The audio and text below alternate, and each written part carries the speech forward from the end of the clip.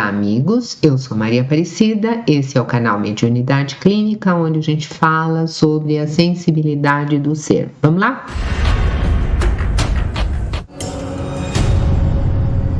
Nossas reflexões de hoje, essas que a gente busca fazer para ver se a gente tira as teias de aranha e leva o desenvolvimento interior, a gente está conversando sobre sonhos, né? E hoje nós vamos falar do trabalho clínico do sonho. A gente já viu que ele é importante, sempre foi para toda a humanidade, depois ele foi mensurado, teve lá pelo Instituto do Sono, e você vai ver isso nas aulas anteriores. Depois a gente deu uma passadinha rápida por alguns autores e fizemos citações de alguns livros para quem quiser aprofundar. E hoje a gente vai falar do trabalho clínico propriamente dito, né? Quando você estudou tudo e depois você entra na clínica. Todo mundo sabe que eu tenho uma clínica de mediunidade, então eu guardei para falar do Kardec a hora da mediunidade clínica, porque entendo eu que sonho é uma vivência que você tem numa outra realidade. Então, se você tem um sonho numa outra realidade, isso aí tem a ver com essa história de mediunidade, que é uma realidade paralela, é uma outra realidade, não é essa realidade do estado de vigília aqui, não é? E o que nos diz o Kardec sobre isso? O Kardec, que é o codificador da doutrina, ele diz que o sonho é a emancipação da alma. Na nossa linguagem aqui, eu diria a emancipação da nossa consciência, da nossa parte consciente da alma, né? Porque quando você dorme, fecha os olhos assim, entra alguém no quarto, saiu do quarto, ninguém tá vendo. Mas a sua consciência foi para um outro canto, né? E você traz de lá alguma coisa. Mas vamos então, esse é o panorama, né? Mas vamos a ele então. O Kardec, ele era filho de um juiz, então você vê, era uma pessoa que estava bem relacionada, que estudava, ele era professor. Para ele ser professor, ele foi aluno de Pestalozzi. O pessoal da educação, se não sabe, deveria saber quem é o Pestalozzi, né? Que é um dos marcos da educação. Ele foi aluno do Pestalozzi, né? Pariu assim junto. E ele foi autor de inúmeras obras de educação. Só depois é que ele vai escrever livros sobre o espiritismo. E ele escreve vários livros, o Livro dos Espíritos. E para quem tem mediunidade, eu acho indispensável ler o Livro dos Médiuns, aonde você vai aprender assim, ali, olhar, ver.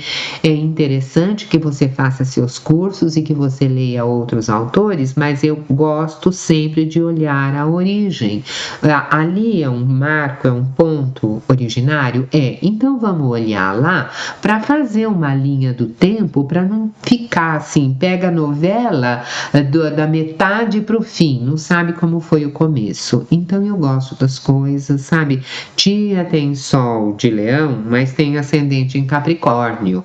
Então Capricórnio gosta das coisas bem estruturadinhas, começo, meio e fim. Então eu fui começar lá no Kardec, né? E fui ler o Livro dos Espíritos e fui ler o Livro dos Médiuns, né?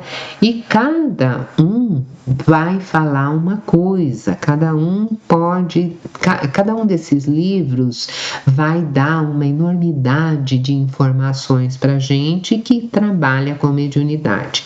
Então nós fizemos um caminho até aqui falando sobre os sonhos, porque eu fui aprendendo a decodificar o transe mediúnico através da metodologia aprendida nos sonhos. Então a gente faz aquele entrelaçamento da psicologia, do simbolismo, de tudo aquilo que você aprende em simbólico, e aí você traz para esse universo do transe mediúnico e você entrelaça essas coisas. Precisa uma encarnação para fazer isso? Para mim precisou, porque eu precisei primeiro fazer uma série de estudos para depois chegar a isso.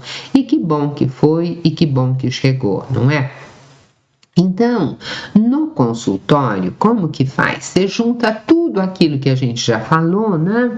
E essa outra dimensões do sonho, lá em Kardec, a gente pode entender que isso que é trazido para nós como um sonho, existe nesse sonho, nisso que a gente chama de sonho, 1000 facetas, né? Que a gente não sabe. E a saída astral, o desdobramento. Tá, então, cada um vai chamar de um jeito, vai fazer uma classificação, mas ele vai falar de uma vida numa outra dimensão, num encontro com desencarnados. Você pode sair daqui, você faz o seu desdobramento, a sua alma, no dizer do Kardec, a sua alma saiu, eu acho que a sua consciência foi para outro canto, e aí você encontra lá durante o seu sonho a vozinha que você tinha aqui em vida, você encontra lá o seu irmão que já faleceu, você encontra lá, nossa, olha que legal, você tá por aqui, como que não é? Então, no meio espírita, isto é tido como comum, como possível, como viável.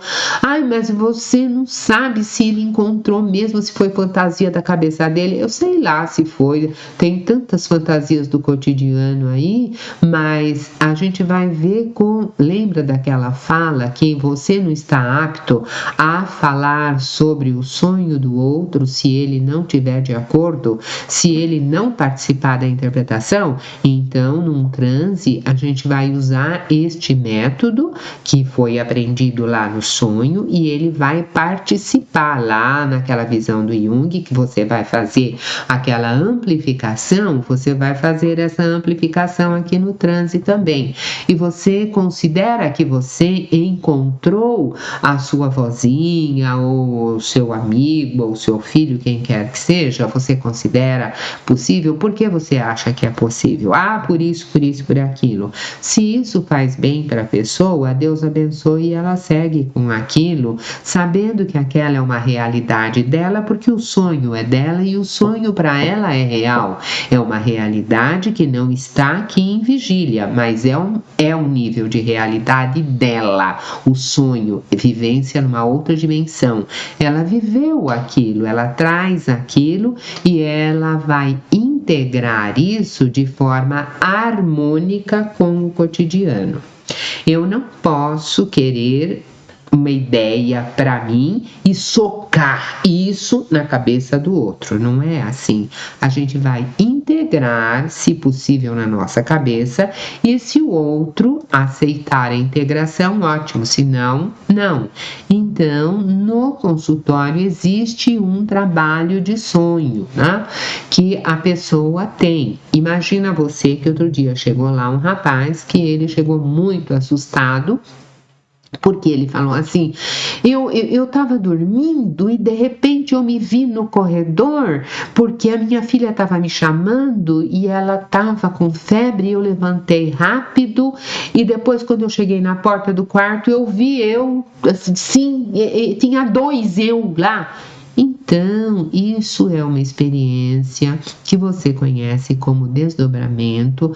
A pessoa se vê fora do corpo e ele não sabia se tinha sonhado, se não tinha sonhado. Ele estava muito aflito, então é preciso dar um tempo para maturar essas ideias e ir explicando com vagar para a pessoa poder integrar aquilo que ela viu da melhor forma possível dentro da consciência dela de maneira harmônica. Essa é a nossa finalidade, né?